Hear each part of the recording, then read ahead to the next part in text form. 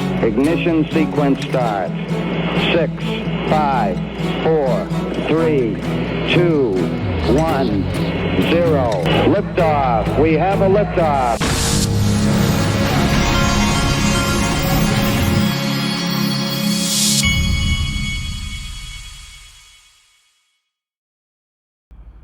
Hey everybody, this is the Digital Asset Investor. Before we get going, remember, go to DAIXRP.com if you want to join the Patreon. If you'd rather join through YouTube, click this join button right below the video.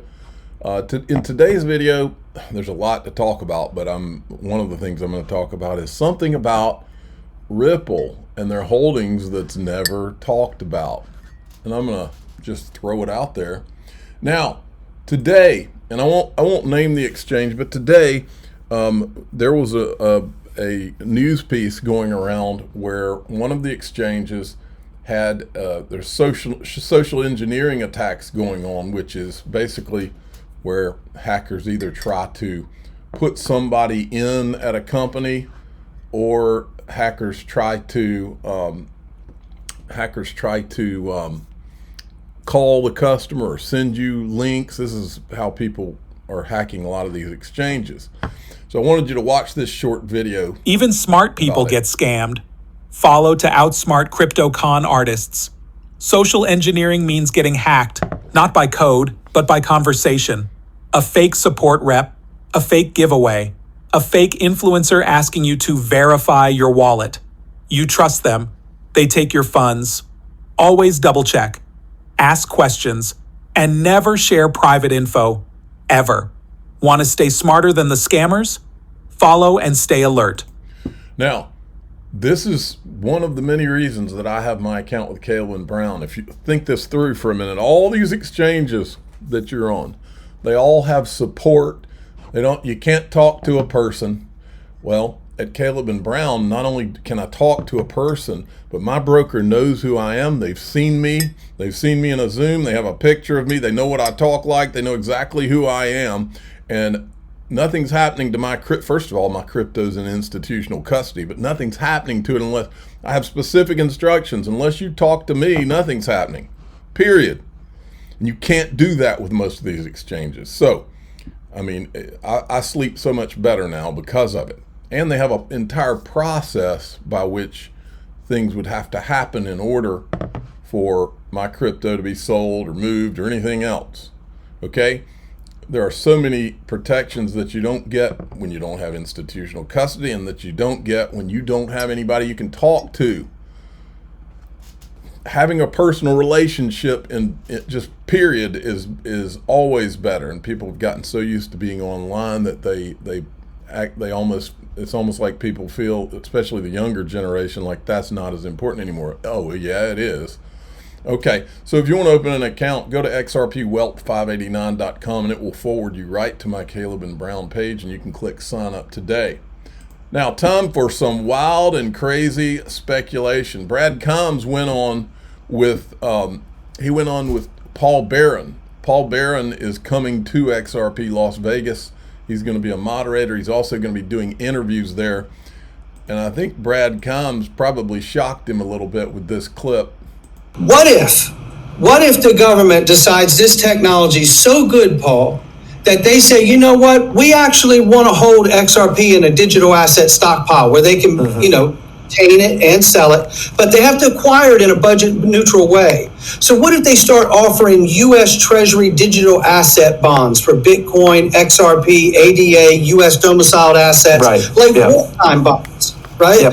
And then let the people buy them, they acquire them budget neutral, but better than that, the U.S. Treasury could deem it so important, or the government could come in, and every month when the XRP escrow comes out, they could buy it, issue Ripple U.S. Treasury bonds, which they need to get real USD, and then take the XRP, put it in the digital asset stockpile, and then control the price the same way they do oil.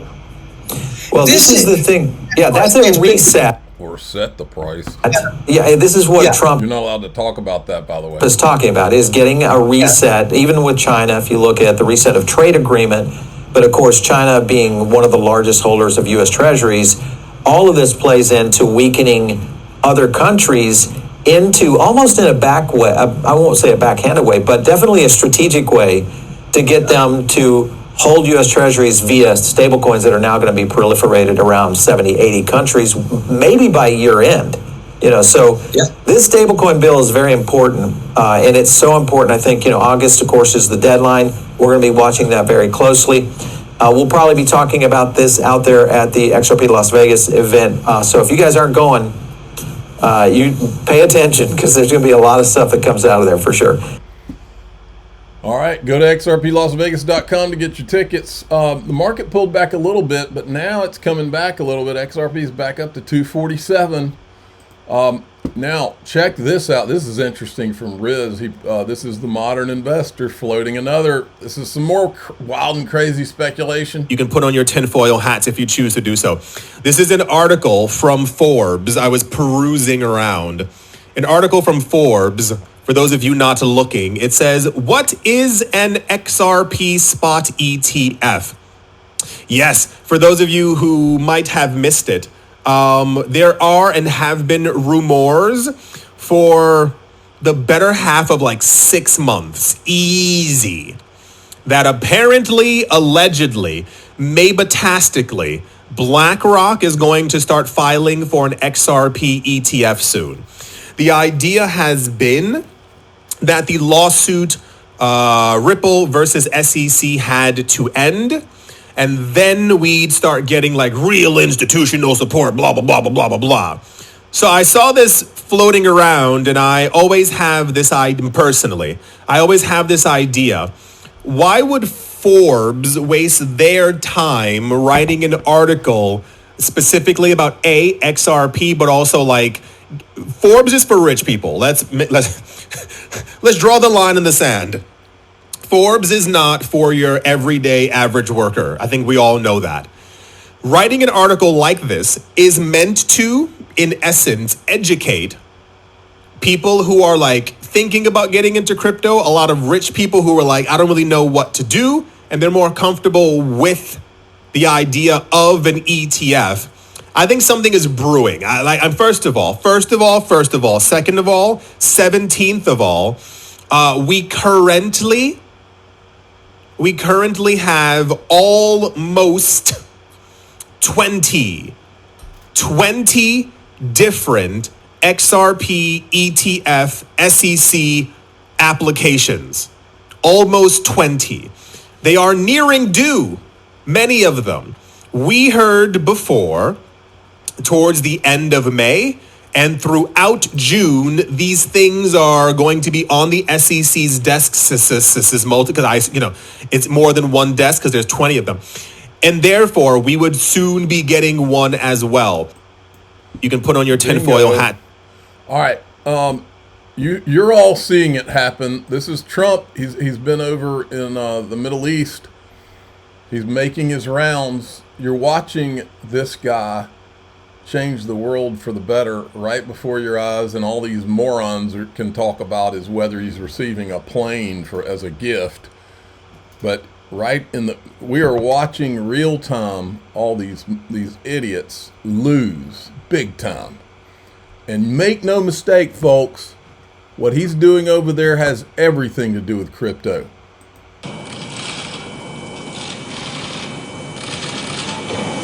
Or more specifically, has everything to do with the petrodollar, the whole reason crypto was created, which is to prop up the US dollar.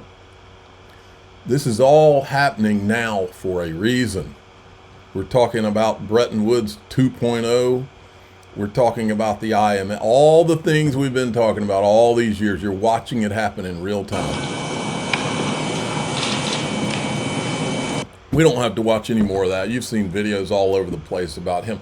But yes, just by pure coincidence, right? Brad Garlinghouse, the CEO of Ripple, the guy that with Stuart Alorati that was in the picture with Trump, the same guy, the same, XRP that's been talked about in a digital asset stockpile. It's all just a coincidence, right? Ripple just happens to be over there. Here's Monica Long. They're meeting with UAE officials, which they've been doing for years. While everybody else was just talking about price go up, these guys have been laying the pipes. They meet with UAE officials to discuss digital payment infrastructure and accelerating financial innovation, right in the middle of Trump being over there. And I remember the other day, they were talking about all the executives that were there with Trump. The BlackRock CEO was one of them. And by pure coincidence, Ripple is over there at the same time. You have to wonder where Brad Garlinghouse was during this time. Because remember, I looked down the whole list. Brad Garlinghouse was not at Consensus. So was he over there? I bet dimes to donuts he was. And then Crypto Insight UK says, interesting point. Ripple's meeting with UAE officials. Neatsbuck says, U.S. government making trillion-dollar deals in the region while Ripple simultaneously is closing even more deals at the same time. And then there's this one. Ripple meets with UAE, but look deeper. The U.S. isn't just visiting the Middle East. It's digitally conquering it. Trump says about lifting serious sanctions. Delegates visit Qatar and Saudi. Ripple steps into UAE. This isn't diplomacy. It's the quiet setup for a financial reset. America back in the driver's seat. Now, let's go back and remind you how Paul Barron reacted when Brad Combs said that to him about XRP for T-bills. Watch his, what does he say? They do oil. Well, this is the thing. Yeah, that's a reset. Yeah, this is what Trump is talking about, is getting a reset, even with China, if you look at the reset of trade agreement. But of course, China... Reset. I've told you 1,000 times. I was told XRP was created to replace the petrodollar and prevent World War III. You're literally watching it in real time, folks. You're watching it. We've been right all along. And now CoinDesk seems to be jumping on the XRP Bitcoin Desk seems to be jumping on the XRP bandwagon. All of a sudden, they're putting out tweets about it. I'll play you a little bit of this. This is Jack McDonald, SVP at Ripple, in charge of the RLUSD stablecoin. He's at Consensus and said, I'll just play part of this. Stack. We're coming to you live from Consensus segment. We have Jack with Trust. Question I get asked often as we were launching this, and I think the origin story really has to do with our history in cross-border payments, where Ripple's been doing this for 14 years. We've been a top mentor of USDC, so we've seen the use case. Specifically, what's different about us, and stablecoins, I think of them in different categories. There's either the US dollar backed or non-US dollar backed. 95+% of demand is for US dollar backed. Some are regulated, some are not. We've focused exclusively on the regulated, built for enterprise, dollar backed, held as a fiduciary sort of stablecoin. And so that takes us on a certain journey, focusing on the institutional customers that Ripple's been servicing and doing it in a regulatory compliant way. And so we have a number of use cases that we're going after, but we're doing it from that foundation, if you will, making a bet that the past really is not our future, i.e. 0 to 240 billion has been led by some large issuers that are not regulated in the same way we are. We think that institutions are going to drive that next leg of demand that are going to really want the sort of foundation that Ripple represents. Okay, folks, I'm overwhelmed. Every once in a while you get overwhelmed with content. In the next video, we will go over all of the above. There's so much coming out of Consensus. There's a lot coming out of everything. I didn't want to make this video too long, but I've got it all queued up, so it'll be in the second video. We'll go through a lot of the video from that. This is one of those overwhelming days. Okay, we're going to go to daixrp.com. That's the Patreon. Click join below any of my YouTube videos if you'd rather join through YouTube. Let's talk about something that's never talked about, and that is Ripple. And what else does Ripple have that's not talked about? And I'll guarantee you they have a lot of it.